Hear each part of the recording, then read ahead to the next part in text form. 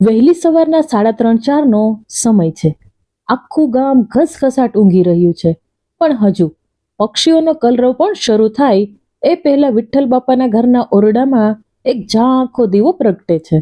વિઠ્ઠલ બાપાના શરીર પર ઉંમરની કરચલીઓ છે, પણ તેમના ઈરાદા આજે પણ એવા જ મક્કમ છે જેવા 20 વર્ષ પહેલા હતા. પલંગમાંથી ઊભા થતા જ તેમના ઘૂંટણમાં કડકડ અવાજ આવે છે. એ અવાજ જાણે તેમની આખી જિંદગીની મજૂરીની સાક્ષી પૂરે છે. બાજુમાં સૂતેલા શાંતાબા પણ હફાળા જાગી જાય છે. શાંતાબા પૂછે છે, કેમ આજે આટલા વહેલા? હજુ તો સૂરજ દેખાવાની પણ વાર છે. વિઠ્ઠલ બાપા જૂની બંડી પહેરતા બોલે છે, શાંતા, આ વખતે ખેતરમાં કપાસ તૈયાર છે. જો થોડી વધારે મહેનત કરીશ તો આ વખતે આકાશની એન્જિનિયરિંગની ફી ભરવાનું મોડું નહીં થાય. કાલે જ તેનો ફોન હતો. બિચારો બોલતા અચકાતો હતો, પણ મારો દીકરો ભલે ને શહેરમાં હોય, તેના અવાજની ધ્રુજારી મને અહીં ગામડે સંભળાય છે. આ સાંભળીને શાંતાબાની આંખો ભીની થઈ ગઈ. તે રસોડામાં જઈને ધુમાડાવાળા ચૂલા પર મસાલાવાળી ચા મૂકે છે. ધુમાડો એમની આંખોમાં જાય છે, પણ તેમના ચહેરા પર એક અજીબ સંતોષ હતો. પોતાનો દીકરો સાહેબ બનશે એ સપનાનો સંતોષ. વિઠ્ઠલ બાપા માથે ફાળિયું બાંધીને ખેતર નીકળે છે. રસ્તામાં અંધારું છે, માત્ર પગદંડી પર તેમના ઉઘાડા પગનો અવાજ આવે છે. ખેતર પહોંચીને તે પાણી વાળવાનું શરૂ કરે છે. કડકડતી ઠંડી છે.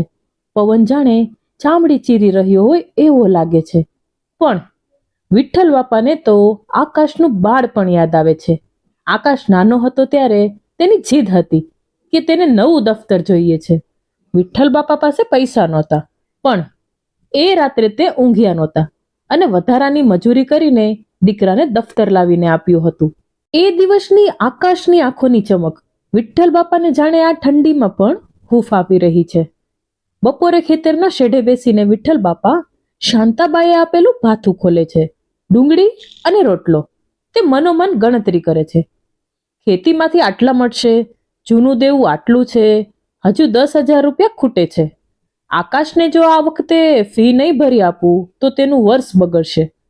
આ વિચાર એમને અંદરથી કોરી ખાય છે.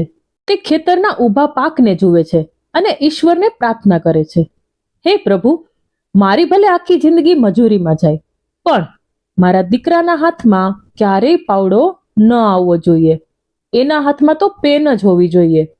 મિત્રો, વિઠ્ઠલ બાપા જે રીતે દીકરા માટે દિવસ રાત મજૂરી કરી રહ્યા છે એ કોઈ પણ પિતાના બલિદાનની યાદ અપાવે છે. જો તમે પણ તમારા માતા પિતાને પ્રેમ કરતા હો તો અત્યારે જ આપણી ચેનલને સબસ્ક્રાઇબ કરી લો અને વિડીયોને લાઈક કરો, જેથી આવી જ હૃદયસ્પર્શી વાર્તાઓ વધુ લોકો સુધી પહોંચી શકે. સાંજ પડે છે. વિઠ્ઠલ બાપા ઘરે પાછા ફરે છે, પણ તેમના મનમાં કંઈક અલગ જ ચાલી રહ્યું છે. તે ગામના મુખી પાસે જાય છે અને પૂછે છે, મુખી, પેલા શહેરના કારખાનામાં હજુ માણસોની જરૂર છે? હું રાતની પાળી કરવા તૈયાર છું. શાંતાબા સાંભળીને ચોંકી જાય છે. તમે આખો દિવસ ખેતરમાં અને રાત્રે કારખાનામાં? તમારું શરીર નહીં ઝીલી શકે. વિઠ્ઠલ બાપા માત્ર એટલું જ કહે છે, દીકરાના સપના કરતા મારું શરીર મોટું નથી શાંતા. આજનો સૂરજ આથમ્યો છે. આકાશમાં લીલીમાં છવાય છે.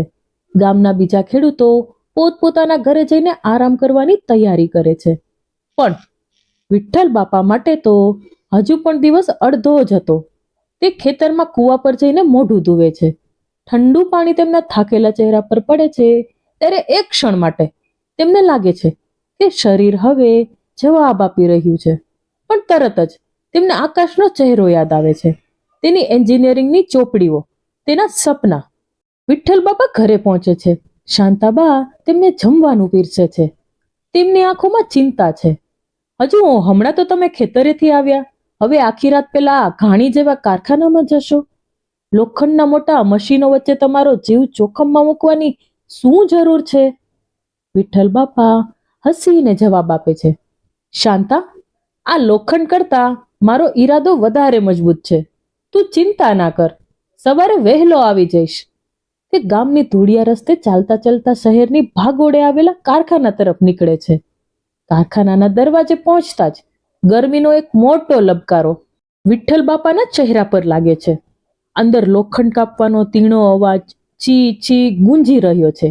મોટા મોટા રાક્ષસી મશીનો ફરે છે અને લોખંડના તણખા ચારે બાજુ ઉડે છે. વિઠ્ઠલ બાપાને હેલ્પર તરીકે કામ મળ્યું છે. તેમનું કામ છે ગરમ લોખંડના પતરાને એક જગ્યાએથી બીજી જગ્યાએ ખસેડવા. અહીં કોઈ પંખો નથી, માત્ર પરસેવાની દુર્ગંધ અને લોખંડની રજકણો હવામાં ઉડે છે. વિઠ્ઠલ બાપાના ગળામાં સૂકું ઘાસ ભરાઈ ગયું હોય તેવું લાગે છે, પણ તે પાણી પીવાનો પણ સમય નથી બગાડતા. કારખાનાનો માલિક કડક છે. એ સતત બૂમો પાડે છે, જલ્દી હાથ ચલાવો, માલ સવારે રવાના કરવાનો છે. વિઠ્ઠલ બાપા પતરા ઉપાડે છે, તેમની કમર કડ કડ બોલે છે, પણ તેમના હોઠ પર માત્ર એક જ નામ છે, આકાશ. રાતના 2 વાગ્યાનો સમય છે. આખું શહેર ત્યારે મીઠી નિંદ્રામાં છે, પણ આ કારખાનામાં નર્ક જેવું વાતાવરણ છે. વિઠ્ઠલ બાપાને હવે ઝોલા આવી રહ્યા છે. છેલ્લા 18 કલાકથી તે સતત કામ કરી રહ્યા છે. તેમની આંખો લાલચોળ થઈ ગઈ છે. અચાનક એક મોટું મશીન જે લોખંડને કાપે છે, તેની પાસે તે પતરું સરખું કરવા જાય છે. થાકને લીધે તેમનો પગ લપસે છે અને એ જ સેકન્ડે એક ભયાનક અવાજ આવે છે. મશીનનું તેજ ધારવાળું પાનું વિઠ્ઠલ બાપાની જમણી આંગળી પરથી ફરી જાય છે. એક તીણી ચીસ વિઠ્ઠલ બાપાના ગળામાં જ દબાઈ જાય છે. લોહીના ફુવારા ઉડે છે. કારખાનાના બીજા મજૂરો દોડી આવે છે. વિઠ્ઠલભાઈ, તમારી આંગળી? લોહીથી આખી જમીન લાલ થઈ જાય છે. મશીન થંભી જાય છે, પણ વિઠ્ઠલ બાપાની ચિંતા કંઈક અલગ જ છે. માલિક દોડી આવે છે દવાખાને લઈ જવાને, પણ વિઠ્ઠલ બાપા સફેદ પૂણી જેવા થઈ જાય છે. તે પોતાનું ફાટેલું ધોતિયું ફાડે છે અને લોહી વહેતા હાથે જાતે જ પાટો બાંધે છે. તે કહે છે, સાહેબ, જો અત્યારે દવાખાને જઈશ તો કાલના 800 રૂપિયા કપાશે, અને જો ગામમાં ખબર પડશે તો મારો દીકરો ભણવાનું છોડીને અહીં દોડી આવશે. મારે એને સાહેબ બનાવવો છે, મજૂર નહીં.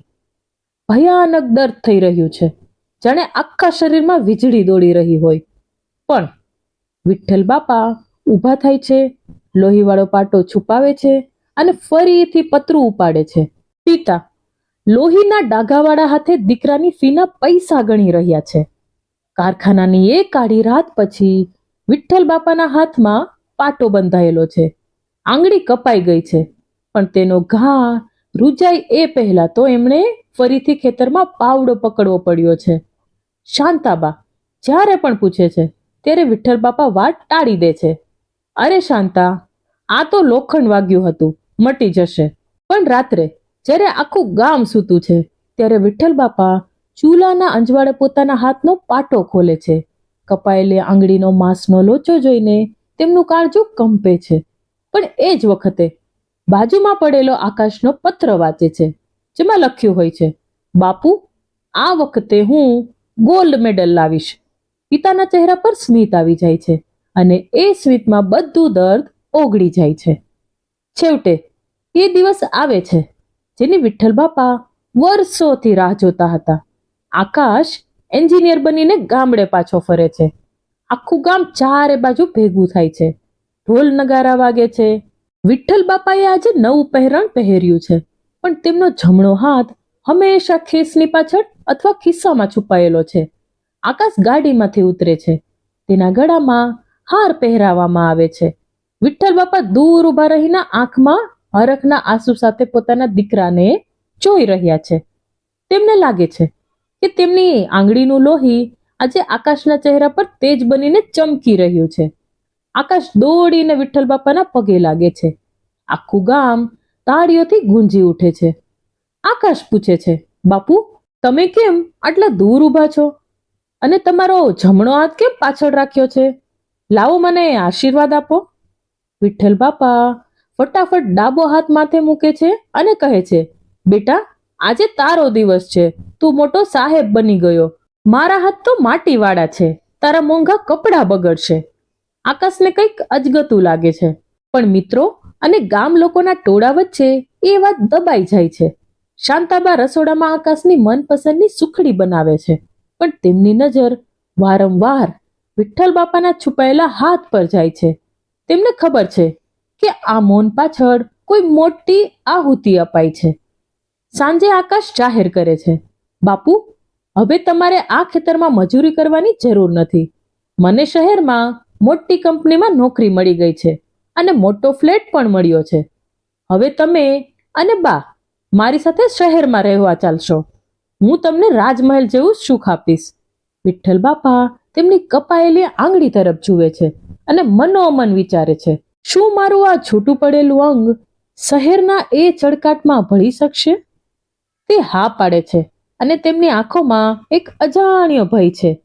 વિઠ્ઠલ બાપા પોતાનો જૂનો ઠેલો ભરે છે અને સાથે એક કપાયેલી આંગળીનો પાટો પણ પોટલીમાં રાખી દે છે, એક એવી નિશાની તરીકે જેણે આકાશના સપનાને પાંખો આપી હતી. વિઠ્ઠલ બાપા અને શાંતાબા આકાશ સાથે શહેરમાં એક આધુનિક લક્ઝરિયસ ફ્લેટમાં પહોંચે છે. 12મા માળે આવેલું ઘર, કાચની બારીઓ, નરમ સોફા અને હવામાં લહેરાતી રૂમ ફ્રેશનરની સુગંધ. શાંતાબા તો લિફ્ટમાં બેસતા જ ગભરાઈ જાય છે, પણ આકાશ તેનો હાથ પકડીને હિંમત આપે છે. વિઠ્ઠલ બાપા આ બધું જોઈને અંજાઈ જાય છે. તેમને લાગે છે કે આપણે વાવેલું મહેનતનું બીજ હવે વટવૃક્ષ બની ગયું છે. આકાશ કહે છે, બાપુ, હવે તમારે ઉઘાડા પગે નથી ફરવાનું. આ જુઓ, તમારા માટે નરમ ચપ્પલ અને નવા કપડાં. વિઠ્ઠલ બાપા હસીને એ બધું સ્વીકારે છે, પણ તેમને હજુ પણ તેમના જમણા હાથની કપાયેલી આંગળીનો ડર લાગે છે કે ક્યાંક આ કચકાટમાં એ ડાઘ કોઈને ખૂંચશે તો નહીં ને. આકાશના લગ્ન સોનલ સાથે થાય છે. સોનલ એક ઉચ્ચ મધ્યમ વર્ગીય અને આધુનિક વિચારધારા ધરાવતી છોકરી છે. શરૂઆતમાં થોડા દિવસે બધું સારું ચાલે છે, પણ ધીમે ધીમે ઘરના વાતાવરણમાં શરત જેવી ઠંડક આવવા લાગે છે. સોનલને સાસુ સસરાની રહેણી કહેણી બેકવર્ડ લાગે છે. શાંતાબા જ્યારે વહેલી સવારે ઉઠીને માળા ફેરવે કે રસોડામાં શુદ્ધ દેશી ઘીનો વઘાર કરે ત્યારે સોનલને તેની સુગંધ નહીં પણ વાસ આવે છે. આ ભાગમાં શહેરની ભૌતિકતા અને ગામડાની સહજતા વચ્ચેના સંઘર્ષનું ઝીણવટભર્યું વર્ણન છે. વિઠ્ઠલ બાપા આ બધું જુએ છે, પણ દીકરાના સુખ માટે મૌન રહે છે. એક રવિવારે આકાશ અને સોનલ ઘરે સ્પેશિયલ ડિનર રાખે છે. સોનલે ઇટાલિયન વાનગીઓ બનાવી છે. બધા ડાઇનિંગ ટેબલ પર બેસે છે. વિઠ્ઠલ બાપાને કાંટા ચમચીથી ખાતા ફાવતું નથી, એટલે તે ટેવ મુજબ હાથથી ખાવાનો પ્રયત્ન કરે છે. જેવો તે પોતાનો જમણો હાથ પ્લેટ તરફ લંબાવે છે, સોનલની નજર પિતાની કપાયેલી આંગળી પર પડે છે. તેના મોઢામાં ધૃણાના ભાવ આવે છે. એ તરત જ બોલે છે, અરે આકાશ, પ્લીઝ, ડેડીના હાથમાં આ શું છે? જોતા જ મને કંઈક થાય છે. હું આ રીતે જમી નહીં શકું. આખું ટેબલ શાંત થઈ જાય છે. આકાશ પણ પિતાના હાથ તરફ જુએ છે. વિઠ્ઠલ બાપા તરત જ પોતાનો હાથ નીચે ખેંચી લે છે અને થાળીમાંથી ઊભા થઈ જાય છે. વિઠ્ઠલ બાપા પોતાના રૂમમાં જઈને અંધારામાં બેસી રહે છે.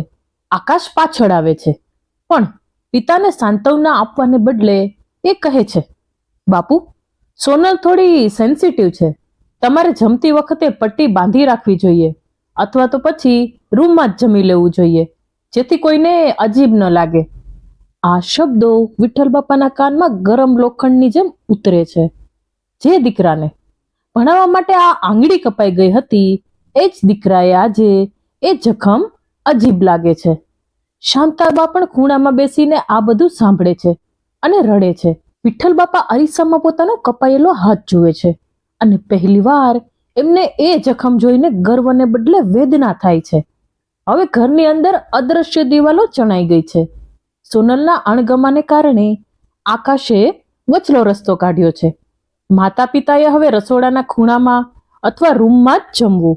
વિઠ્ઠલ બાપા જે ગામમાં પંચાયત વચ્ચે બેસીને પ્રશ્નો ઉકેલતા હતા, આજે એ જ પિતા પોતાના દીકરાના ઘરમાં એક અજાણ્યા કેદી જેવી જિંદગી જીવે છે. શાંતાબા સવારે વહેલા ઉઠીને રસોડામાં જવાની કોશિશ કરે છે, પણ સોનલ તરત જ અટકાવે છે. બા, તમે રસોડામાં ના આવો. બધું તેલવાળું કરી નાખો છો. મારે ક્લિનિંગમાં પ્રોબ્લેમ થાય છે. શાંતાબા બિચારા કંઈ બોલ્યા વગર તેની સામે ચૂપચાપ જોઈ રહ્યા.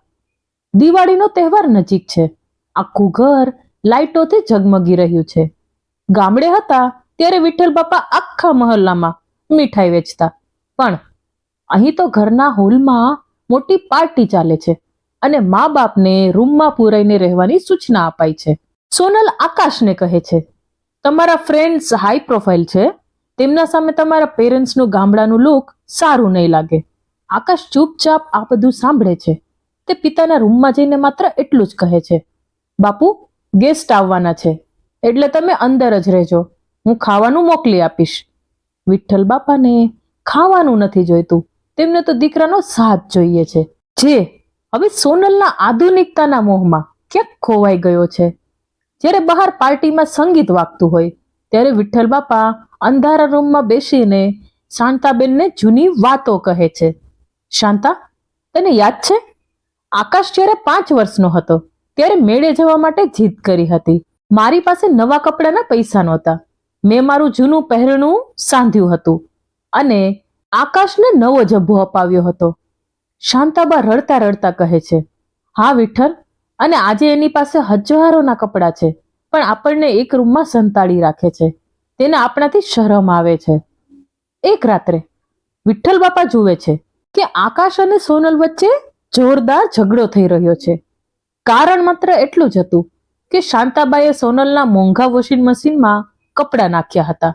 સોનલ બૂમો પાડે છે, I can't leave like this, આ લોકો મારું ઘર બગાડી રહ્યા છે. આકાશ લાચાર થઈને માથું પકડીને બેસી જાય છે. વિઠ્ઠલ બાપા આ બધું જુએ છે. તેમને સમજાય છે કે તેમની હાજરી હવે દીકરાના સંસારમાં કાંટા જેવી બની ગઈ છે. તે શાંતાબાનો હાથ પકડે છે અને ધીમેથી કહે છે, શાંતા, આપણે જે વટવૃક્ષ ઉગાડ્યું હતું તેની છાયા હવે આપણને નસીબ નથી. ઘરમાં વાતાવરણ તંગ છે. સોનલ 2 દિવસથી પિયર જતી રહી છે અને આકાશને અલ્ટિમેશન આપ્યું છે કે કાં તો આ ઘરમાં હું રહીશ અથવા તમારા મા બાપ. આકાશ આખો દિવસ ઓફિસમાં બેસીને વિચારે છે. તેને વિઠ્ઠલ બાપાની એ મહેનત યાદ આવે છે, પણ સોનલ વગરનું તેનું આધુનિક જીવન એને વધારે વહાલું લાગે છે. તે ઘરે આવે છે, મોઢા પર થાક અને શરમ છે. વિઠ્ઠલ બાપા તેનો ચહેરો જોઈને બધું સમજી જાય છે. વિઠ્ઠલ બાપા પોતે જ શરૂઆત કરે છે, બેટા, તું મૂંઝાય છે શું કામ? અમને સમજાય છે કે તારા સંસારમાં અમે નડતરરૂપ છીએ. આકાશ નીચું જોઈને બોલે છે, બાપુ, એવું નથી, પણ અહીં શહેરની હવા તમને માફક નથી આવતી. બાને પણ વારંવાર શ્વાસની તકલીફ થાય છે. આકાશ ધીમેથી પત્તું ખોલે છે. મેં શહેરથી થોડે દૂર એક સિનિયર સિટીઝન હોમ જોયું છે. ત્યાં બગીચો છે, ડોક્ટરો છે અને તમારા જેવા બીજા ઘણા લોકો પણ છે. તમને ત્યાં બહુ ગમશે. થોડા દિવસ ત્યાં રહી જુઓ. વિઠ્ઠલ બાપાના કાનમાં આ સિનિયર સિટીઝન હોમ શબ્દ વૃદ્ધાશ્રમ બનીને ગૂંજે છે. શાંતાબાના હાથમાંથી પાણીનો પ્યાલો છૂટી જાય છે. બેટા, અમે અમારા રૂમમાં ખૂણામાં પડ્યા રહીશું, અવાજ પણ નહીં કરીએ, પણ અમને આમ કાઢી ના મૂક. શાંતાબાની આ કાગદુલી આકાશના પથ્થર દિલને ઓગાળી શકતી નથી. વિઠ્ઠલ બાપા શાંતાબાનો હાથ પકડી લે છે અને કહે છે, શાંતા, જીદ ન કર. દીકરાનું સુખ જોઈતું હોય તો આપણે તેને દુઃખ ન આપવું જોઈએ. વિઠ્ઠલ બાપા અને શાંતાબા પોતાનો સામાન બાંધે છે. વર્ષોની જિંદગી માત્ર 2 થેલામાં સમાઈ જાય છે. વિઠ્ઠલ બાપા પોતાની એ જૂની લોખંડની પેટી ખોલે છે, જેમાં એમણે આકાશના બાળપણના રમકડા અને એક કપાયેલી આંગળીનો સુકાયેલો પાટો સાચવી રાખ્યો હતો. તે પેટીને અટકે છે ત્યારે તેમની આંગળીઓ ધ્રુજે છે. આકાશ રૂમની બહાર ઊભો રહીને આ બધું જુએ છે, પણ એનામાં પિતાને રોકવાની હિંમત નથી. સોનલનો ફોન આવે છે અને આકાશને પૂછે છે, કામ પતી ગયું? આકાશ હા કહીને ફોન મૂકી દે છે. આ દ્રશ્યમાં એક પિતાની લાચારી અને દીકરાના પતનનું અત્યંત હૃદયદાવક વર્ણન છે. ગાડી નીચે ઊભી છે. વિઠ્ઠલ બાપા ઘરના દરેક ખૂણાને છેલ્લી વાર નિહાળે છે. એ રસોડું જ્યાં શાંતાબાએ છાનમના આંસુ સાર્યા હતા, એ હોલ જ્યાં પિતાને પ્રવેશવાની મનાઈ હતી. લિફ્ટમાં નીચે ઉતરતી વખતે વિઠ્ઠલ બાપા લિફ્ટના અરીસામાં પોતાનું પ્રતિબિંબ જુએ છે. એક એવો માણસ જેણે આખો મિનારો ચણ્યો અને આજે એને જેમાંથી કાઢી મૂકવામાં આવ્યો છે. ગાડી શરૂ થાય છે. આકાશ ડ્રાઇવિંગ સીટ પર બેઠો છે. વિઠ્ઠલ બાપા બારીની બહાર જુએ છે. રસ્તામાં આવતા દરેક સીમાડા એમને પૂછતા હોય એવું લાગે છે. વિઠ્ઠલ, તારી આંગળીનું શું મૂલ્ય મળ્યું? વૃદ્ધાશ્રમનો દરવાજો જ્યારે છર્રાટ અવાજ સાથે ખુલે છે ત્યારે વિઠ્ઠલ બાપાને લાગે છે કે તેમના જીવનનો અધ્યાય પૂરો થઈ ગયો છે. આશ્રમનું નામ શાંતિધામ છે, પણ વિઠ્ઠલ બાપાને ત્યાં શાંતિ નહીં, પણ એક ભયાનક સન્નાટો સંભળાય છે. ગેટ પર બેઠેલા ચોકીદારે તેમને આવકારવાને બદલે શંકાસ્પદ નજરે જોયા.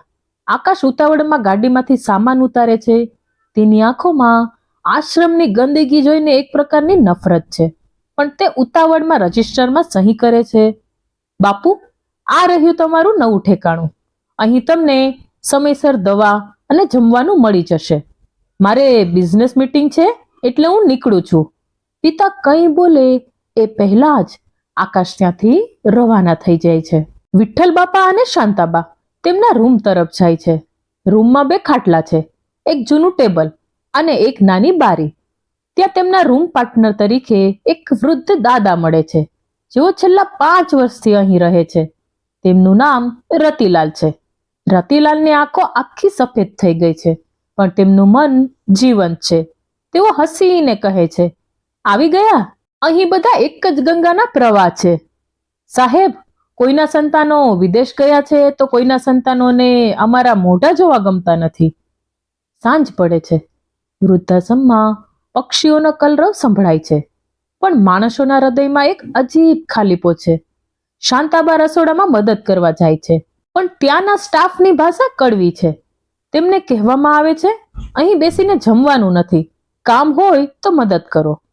વિઠ્ઠલ બાપા આશ્રમના દરવાજા પાસે બેસીને ત્યાંથી પસાર થતી દરેક ગાડીને આતુરતાથી જુએ છે, જાણે તેમને આશા છે કે કદાચ આકાશ પાછો આવશે અને કહેશે, બાપુ, ભૂલ થઈ ગઈ, ઘરે ચાલો.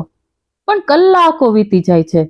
સૂરજ આથમી જાય છે, પણ કોઈ આવતું નથી. દરવાજા પરની એ સાંકળ જાણે વિઠ્ઠલ બાપાના હૃદય પર વાગી રહી છે. રાતનો સમય છે. આશ્રમમાં પંખાનો અવાજ પણ ડરામણો લાગે છે. વિઠ્ઠલ બાપા પોતાના પલંગ પર સૂતા છે. અચાનક તમને જમણા હાથમાં ભયાનક ઝણઝણાટી અનુભવાય છે. જ્યાંથી આંગળી કપાઈ હતી કદાચ એ ઘા રૂઝાયો હતો, પણ આજે વૃદ્ધાશ્રમના આ વાતાવરણમાં એ ઘા ફરીથી તાજો થાય છે. તે ઊંઘમાં બબડે છે, આકાશ, દીકરા, તું તો ભણી ગયો, પણ મને પ્રેમનું ભણતર કેમ ના આપ્યું? શાંતાબા જાગી જાય છે અને વિઠ્ઠલ બાપાના માથે હાથ મૂકે છે. બંને વૃદ્ધો અંધારામાં એકબીજાનો હાથ પકડીને રડે છે. વિઠ્ઠલ બાપા પોતાની પોટલીમાંથી એ જૂનો પાટો કાઢે છે અને તેને ચૂમે છે. એ પાટો જે આજે તેમનું એકમાત્ર સંભાળનું છે. વૃદ્ધાશ્રમમાં આવ્યાને 6 મહિના વીતી ગયા છે. આ 6 મહિનામાં આકાશે એક પણ વાર મુલાકાત લીધી નથી. માત્ર દર મહિને પૈસા ખાતામાં જમા કરાવી દે છે. વિઠ્ઠલ બાપા તો પથ્થર જેવું મન કરીને દિવસો કાઢે છે, પણ શાંતાબાની મમતા હજુ પણ દરવાજા પર અટકેલી છે. દીકરાના વિરહમાં તેમનું શરીર ઘસાવા લાગ્યું છે. તેમનો શ્વાસ લેવામાં તકલીફ પડે છે અને રાત દિવસ બસ આકાશનું નામ રટ્યા કરે છે. આશ્રમના ડોક્ટર વિઠ્ઠલ બાપાને બોલાવીને કહે છે, દાદા, માજીને કોઈ દવા લાગુ પડતી નથી. તેમને મનનો રોગ લાગુ પડ્યો છે. જો દીકરાનો ચહેરો જોવા મળશે તો કદાચ જીવ બચશે. વિઠ્ઠલ બાપા ધ્રુજતા હાથે આશ્રમના ઓફિસમાંથી આકાશને ફોન કરે છે. ફોન રણકે છે, પણ સામેથી કોઈ ઉપાડતું નથી. 3-4 પ્રયત્ન પછી આકાશ ફોન ઉપાડે છે, પણ તેના અવાજમાં હેત નથી, માત્ર અકળામણ છે. બાપુ, અત્યારે હું બિઝનેસ મીટિંગમાં છું, કેમ વારંવાર ફોન કરો છો? વિઠ્ઠલ બાપા ગડગડા થઈને કહે છે, બેટા, તારી માની તબિયત બહુ ખરાબ છે. તે તારું નામ રટે છે. એકવાર જોવા આવી જા ને. આકાશ શટાક દઈને જવાબ આપે છે, મેં ત્યાં સારામાં સારા ડોક્ટરની વ્યવસ્થા કરી છે ને. મારી પાસે અત્યારે ટાઈમ નથી, આવતા મહિને જોઈશું. અને ફોન કપાઈ જાય છે. વિઠ્ઠલ બાપા હાથમાં ફોન પકડીને સ્તબ્ધ થઈ જાય છે. વિઠ્ઠલ બાપા શાંતાબા પાસે પાછા આવે છે. શાંતાબાની આંખોમાં આશાનું એક છેલ્લું કિરણ છે. આકાશ આવ્યો? એને શું કીધું? વિઠ્ઠલ બાપા હિંમત ભેગી કરીને એક સફેદ જૂઠ બોલે છે. હા શાંતા, આકાશનો ફોન હતો. એ કહેતો હતો કે કામમાં ફસાયેલો છે, પણ કાલે સવારે વહેલો તને લેવા આવશે. આ સાંભળીને શાંતાબાના ચહેરા પર એક ક્ષણ માટે સ્મિત આવે છે. તે આખી રાત આ જ આશામાં જાગતા રહે છે કે સવારે દીકરો આવશે.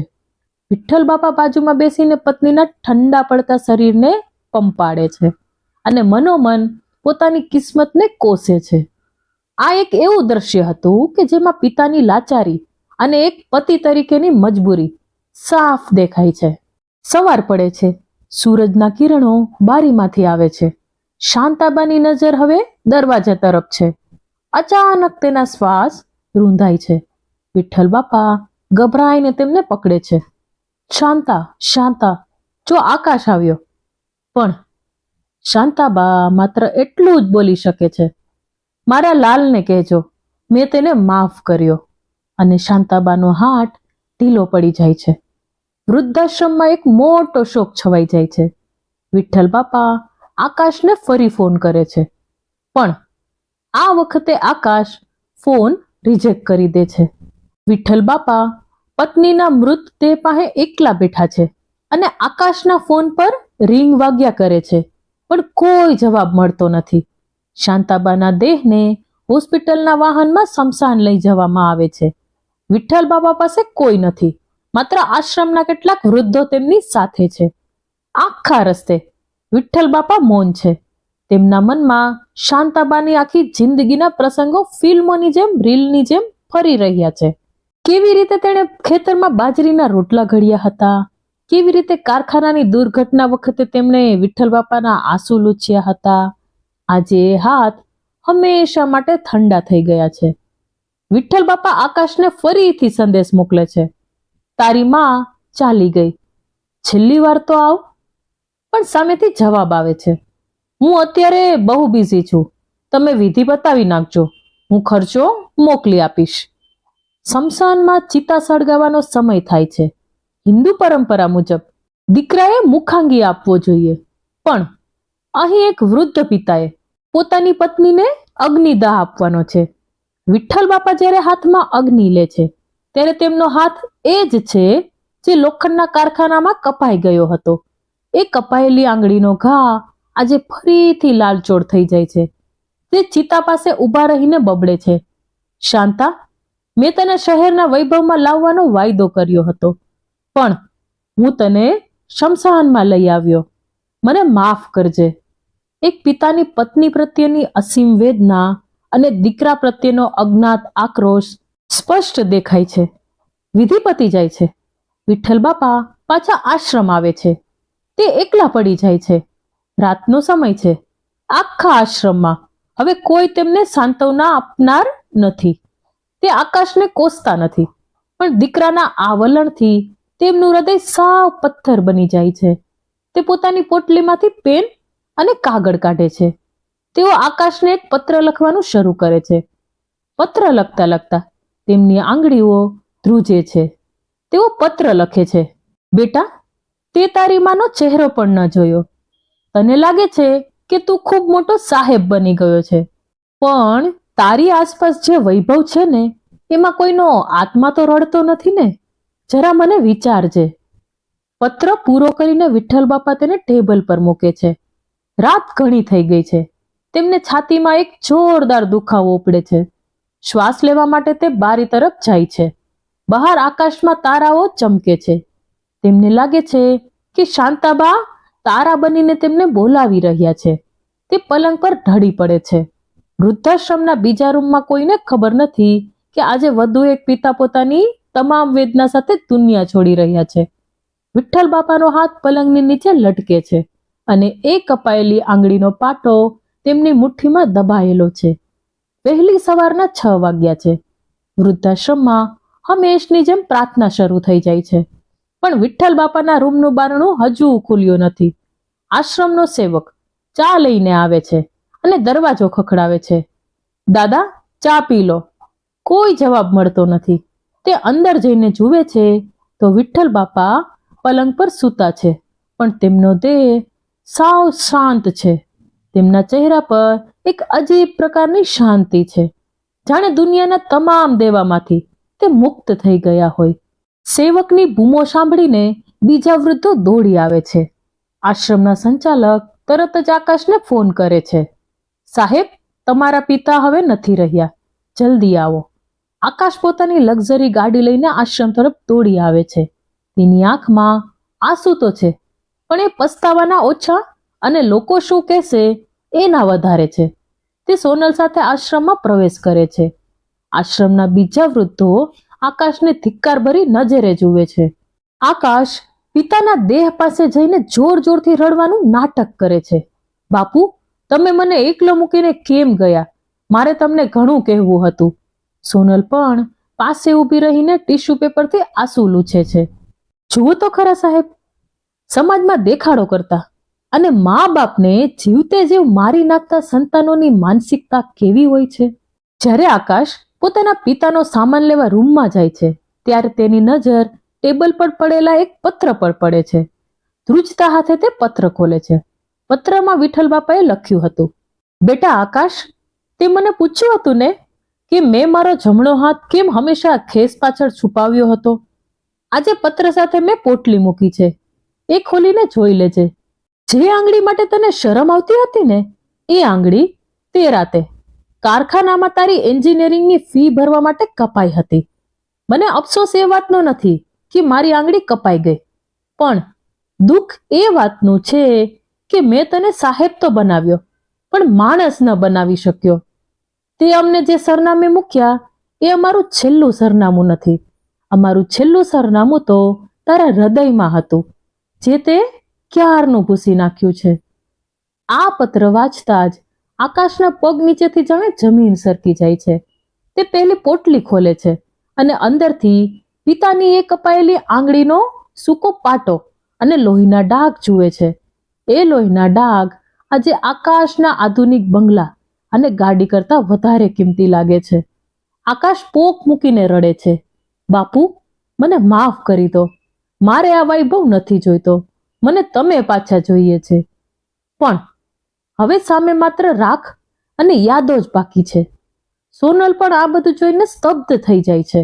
આકાશ પિતાના નિર્જીવ દેહના પગ પકડીને માફી માંગે છે, પણ વિઠ્ઠલ બાપા તો ક્યારનાય એવા સરનામે પહોંચી ગયા છે જ્યાંથી કોઈ પાછું આવતું નથી. મારે વાર્તાના અંતે એક સંદેશ આપવો છે. મિત્રો, મા બાપના આશીર્વાદ એ દુનિયાની સૌથી મોટી મૂડી છે. જે મા બાપે પોતાની આખી જિંદગી તમારી સફળતા માટે લૂંટાવી દીધી, એમને ક્યારેય રડાવતા નહીં. કારણ કે મા બાપ જશે ત્યારે તમારી પાસે પૈસા હશે, પણ તેમનો હાથ પકડવાની તક ફરી ક્યારેય નહીં મળે. મિત્રો, આ માત્ર એક વાર્તા નહોતી, પણ હજારો વિઠ્ઠલ બાપા અને શાંતાબાની વ્યથા હતી. જે હાથ આપણને આંગળી પકડીને ચાલતા શીખવે છે, એ હાથને આપણે ક્યારેય આપણી સફળતાના અહંકારમાં ભૂલવો જોઈએ નહીં. આકાશ તો માત્ર એક પાત્ર છે, પણ શું આપણે આપણા જીવનમાં આકાશ બની રહ્યા છીએ? એ જરા વિચારવા જેવો પ્રશ્ન છે. મા બાપ ક્યારેય પોતાના દીકરા પાસેથી બંગલો કે ગાડીઓ નથી માંગતા. તેઓ તો માત્ર તમારો સમય અને તમારો થોડો પ્રેમ માંગે છે. જે દિવસે તમે એ સમજી જશો ને, તે દિવસે તમારી સફળતા સાચા અર્થમાં પૂર્ણ થશે. મિત્રો, આ વાર્તા સાંભળીને જો તમારી આંખમાં એક પણ આંસુ આવ્યું હોય, તો એ આંસુમાં તમારા માતા પિતા પ્રત્યેનો પ્રેમ છે. જો તમને આ સત્ય ઘટના ગમી હોય, તમને લાગતું હોય કે આવી વાર્તાઓ બીજા લોકો સુધી પહોંચવી જોઈએ, તો તમારા મિત્રો અને ખાસ કરીને એવા મિત્રો સાથે શેર કરજો જેમને પોતાના માતા પિતા સાથે વાત કરવાનો સમય નથી. કદાચ આ વાર્તા તેમનું હૃદય બદલી નાખે. તમારો એક લાઈક આ વાર્તાને વધુ લોકો સુધી પહોંચાડવામાં મદદ કરશે. અને ચેનલને અત્યારે જ સબસ્ક્રાઇબ કરી લેજો, જેથી દરેક નવા વિડીયોની માહિતી તમારા સુધી પહોંચી શકે. આજે જ તમારા માતા પિતાને એક ફોન કરજો અથવા તેમને ભેટીને કહેજો કે તમે મારા માટે શું છો. તમે આજે તમારા માતા પિતા માટે શું કરવાના છો તે અમને કમેન્ટમાં જરૂર જણાવજો. માતા પિતાના આશીર્વાદ વિનાની સફળતા હંમેશા અધૂરી હોય છે. ફરી મળીશું એક નવી અને હૃદયસ્પર્શી વાર્તા સાથે. ત્યાં સુધી તમારા માતા પિતાનું ખૂબ ખૂબ ધ્યાન રાખજો. ધન્યવાદ. જય શ્રી કૃષ્ણ. રાધે રાધે.